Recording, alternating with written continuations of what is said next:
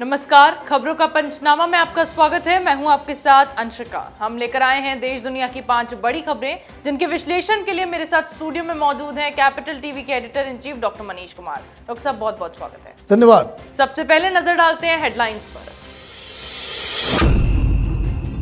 ओडिशा के बालासोर में 3 ट्रेनों की टक्कर से भीषण हादसा, 250 से ज्यादा लोगों की मौत, 1000 से ज्यादा घायल, रेस्क्यू ऑपरेशन जारी। ओडिशा रेल हादसे पर गरमाई सियासत, विपक्ष ने साजिश की जताई आशंका, हाई लेवल मीटिंग के बाद पीएम मोदी ने लिया स्थिति का जायजा, घायलों से की मुलाकात। दिल्ली सचिवालय के विजिलेंस दफ्तर में सीक्रेट फाइल से छेड़छाड़ के मामले में एफआईआर दर्ज, मंत्री सौरभ भारद्वाज ने उठाए सवाल, सीसीटीवी के आधार पर पुलिस ने लिया एक्शन। अमेरिका में राहुल गांधी ने मोदी सरकार पर साधा निशाना, कहा अगले 3-4 विधानसभा चुनावों में भाजपा का होगा सफाया, 4 जून को न्यूयॉर्क में होगा बड़ा इवेंट। कट्टरपंथियों को लगा बड़ा झटका, यूसीसी कमेटी के अध्यक्ष ने विधि आयोग के अध्यक्ष से की मुलाकात, ड्राफ्ट के संबंध में की चर्चा, जल्द होगा फैसला।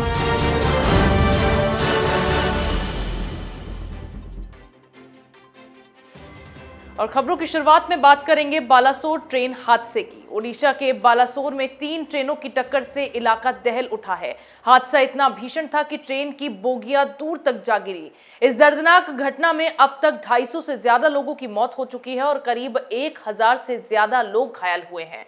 पीएम मोदी भी स्थिति का जायजा लेने के लिए पहुंच गए हैं। आपको बता दें कि ये दुर्घटना बालासोर जिले के बहानगा स्टेशन से करीब 2 किलोमीटर की दूरी पर हुआ है। शालीमार से चेन्नई जा रही कोरोमंडल एक्सप्रेस बेपटरी हो गई और यशवंतपुर से हावड़ा जा रही एक्सप्रेस ट्रेन से टकरा गई। कोरोमंडल एक्सप्रेस की रफ्तार इतनी ज्यादा थी कि वो पटरी से उतरने के बाद एक मालगाड़ी से जा टकराई। डॉक्टर साहब, क्या वजह रही, किस तरह से इतना बड़ा रेल हादसा हो गया? देखिए, ये अनपार्डनेबल है। इतने लोगों की मौत हम एक्सीडेंट में खो दें, ये अक्षम्य गलती है। क्यों हुआ हादसा? ह्यूमन एरर है। सिग्नल काम नहीं कर रहा था, सिग्नल दे दी गई, फिर उसे ड्राइवर ने उसको फॉलो नहीं किया। कई सारे सवाल खड़े हो रहे हैं।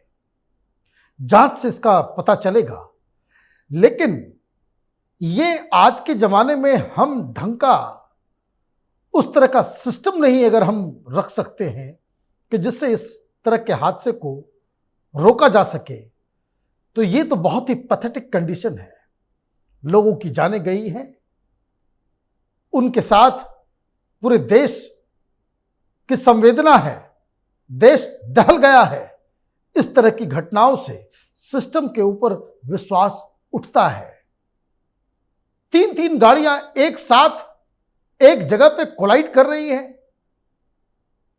इसकी गहरी जांच और किस वजह से ये हुई और आगे ना हो, उसके लिए सरकार को फौरन कदम उठाने चाहिए। जी बिल्कुल, एक तरफ पीएम मोदी स्थिति का जायजा लेने और घायलों से मिलने बालासोर पहुंचे, तो दूसरी तरफ इस दर्दनाक हादसे पर भी विपक्ष अपनी घटिया राजनीति से बाज नहीं आ रहा है। विपक्ष लगातार सवाल उठा रहा है कि आखिर इतना बड़ा हादसा कैसे हो गया। जहां एक तरफ सरकार वंदे भारत ट्रेन की शुरुआत कर रही है, तो वहीं पहले से चली आ रही ट्रेनों में तकनीकी खामी की वजह से बड़ी संख्या में लोगों को मौत के मुंह में जाना पड़ रहा है। ऐसे में इस बड़े हादसे के पीछे अब साजिश की आशंका जताई जाने लगी है, जिसके लिए उचित जांच की मांग की जा रही है। डॉक्टर साहब, क्यों अब इस दर्दनाक रेल हादसे पर भी विपक्ष सियासत कर रहा है? देखिए, विपक्ष की एक गिद्ध राजनीति है। जहां कहीं भी लाशें नजर आती है, ये विपक्ष उस पर टूट पड़ता है। ममता बनर्जी वहां गई, वहां पे वो कह रही है कि 500 से ज्यादा लोगों की मौत हो गई। आप डराने का काम कर रहे हो। वंदे भारत से क्या लेना देना है इसका? कुछ अच्छा हो रहा है तो आप उसके ऊपर आप ये कहें कि भाई ठीक है। पॉलिटिकल तरीका यह है कि भाई आप कहें रेल मंत्री इस्तीफा दे, बात समझ में आती है। आप पूरे के पूरे सिस्टम के ऊपर और साजिश कौन कर रहा है, ये लालू यादव बताएंगे। किसके पीछे साजिश है तो किसकी साजिश है? तो ये जो लाशों के ऊपर विपक्ष राजनीति करता है और वो ऐसे मौके पे जब पूरे देश को एकजुट होकर के इस तरह की चीज़ों को सामना करने के लिए और खास करके जो लोगों की जान गई है उनके परिवार वालों के साथ खड़ा होना चाहिए, ये कुतर्क कर रहे हैं, घटिया किस्म की राजनीति कर रहे हैं। जी बिल्कुल, हादसा वाकई दर्दनाक है। भले ही सरकारों की ओर से मुआवजे का ऐलान कर दिया गया है, लेकिन हादसे के पीछे की वजह को लेकर सवाल लगातार उठाए जा रहे हैं। अगली खबर में बात करेंगे दिल्ली सरकार की बढ़ती मुश्किलों की। दिल्ली सचिवालय में विजिलेंस के स्पेशल सेक्रेटरी के दफ्तर और रिकॉर्ड रूम में गोपनीय फाइलों के साथ छेड़छाड़ के आरोपों में मुकदमा दर्ज कर दिया गया है। दिल्ली पुलिस ने विजिलेंस डिपार्टमेंट के स्पेशल सेक्रेटरी राजशेखर की शिकायत पर आईपीसी की धारा 380, 464, 465 और 120 बी के तहत अज्ञात के खिलाफ मुकदमा दर्ज किया गया है, जिसके बाद अब मामले की जांच शुरू कर दी गई है। राजशेखर ने दिल्ली सरकार की ओर से चार्ज वापस लिए जाने के बाद सबूतों के साथ छेड़छाड़ की आशंका जताई थी, जिसके बाद उनके दफ्तर से फाइलें चोरी किए जाने का सीसीटीवी फुटेज सामने आया था। डॉक्टर साहब, अब किस तरह से अरविंद केजरीवाल की मुश्किलें इस मामले में बढ़ेंगी? तीसरा साथी इसका जेल जाने की तैयारी में है।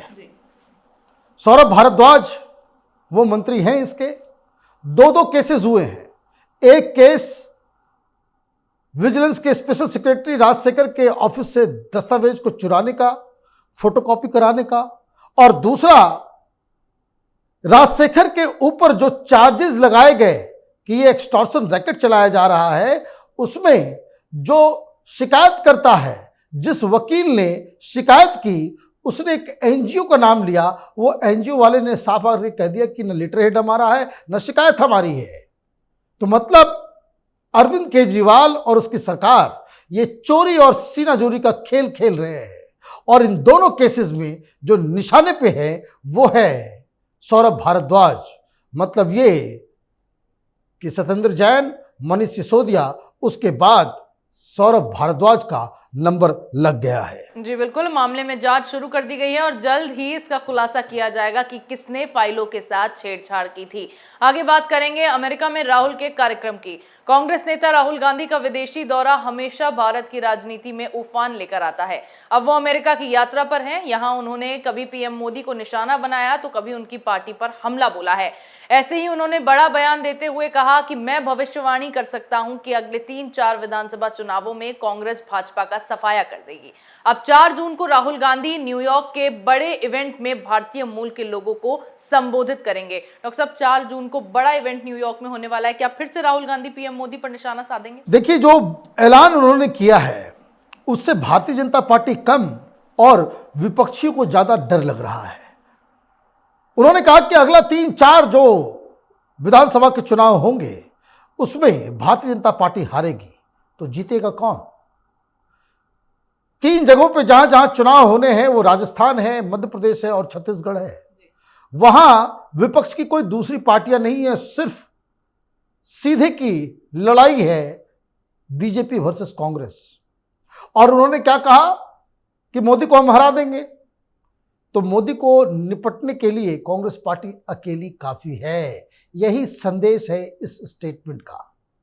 दरअसल कर्नाटक में जो जीत हुई है तब से कांग्रेस पार्टी को ओवर कॉन्फिडेंस हो गया है कि वो वापस बीजेपी से अकेले लड़ सकती है, सत्ता छीन सकती है। तो ऐसे में ये जो 12 तारीख को पटना में विपक्षी एकता की रैली हो रही है, उसका क्या होगा? जब कांग्रेस पार्टी इतनी कॉन्फिडेंट है तो इसका मतलब ये है कि जो विपक्षी एकता के बारे में बातचीत चल रही है कि हर जगह कांग्रेस पार्टी कॉम्प्रोमाइज कर ले और सिर्फ 200 सीटों के ऊपर जीते, ये नीतीश कुमार का फॉर्मूला कहां जाएगा? तो ये जो बयान है बहुत ही ओवर कॉन्फिडेंस वाला है और इससे बीजेपी कम और विपक्षी ज्यादा परेशान होंगे। जी बिल्कुल, राहुल गांधी के विदेश में दिए गए बयानों से भारत में हमेशा संग्राम छिड़ता रहा है, लेकिन इस बार राहुल ने जो बयानबाजी की है उससे विपक्ष में हड़कंप मच गया है। आज की आखिरी खबर में बात करेंगे यूसीसी पर बड़े फैसले की। उत्तराखंड में समान नागरिक संहिता का ड्राफ्ट तैयार करने के लिए काम जोरों शोरों से चल रहा है। इसी संबंध में गठित की गई समिति के अध्यक्ष न्यायमूर्ति रंजना प्रकाश देसाई ने कहा है कि राष्ट्रीय विधि आयोग यूसीसी के मुद्दे पर काम करने पर विचार कर रहा है। आयोग ने समिति से अब तक किए कार्य के बारे में जानकारी जानकारी ली है। आपको बता दें कि यूसीसी पर अभी तक बेसिक कंसल्टेशन के साथ काफी काम हो चुका है। राज्य में सभी हितधारकों से चर्चा हो चुकी है। यूसीसी की उप समितियों ने कई धर्मों, समुदायों, हितधारकों और वर्गों से इस बाबत व्यापक विचार विमर्श हो चुका है। डॉक्टर साहब, क्या जल्द से जल्द यूसीसी पर बड़ा फैसला हो सकता है? देखिए, धामी साहब जब से मुख्यमंत्री बने तो उससे पहले ही उन्होंने घोषणा कर दी थी कि जिस तरह से गोवा में यूसीसी लागू है, उसी तर्ज पे उत्तराखंड में भी एक यूसीसी होगा। अब ये जो खबर आ रही है कि सेंटर के अंदर ही इसके ऊपर विचार चल रहा है, तो यूसीसी लाने का काम जो सही ढंग से है वो पार्लियामेंट के अंदर होगा। अब प्रधानमंत्री मोदी और भारतीय जनता पार्टी, इन्होंने 3-4 बड़े बड़े प्रॉमिसेस किए थे और ये भारतीय जनता पार्टी जब से बनी है तब से उनके एजेंडे में है। पहला, आर्टिकल 370 हटाना, तो वो हट गया।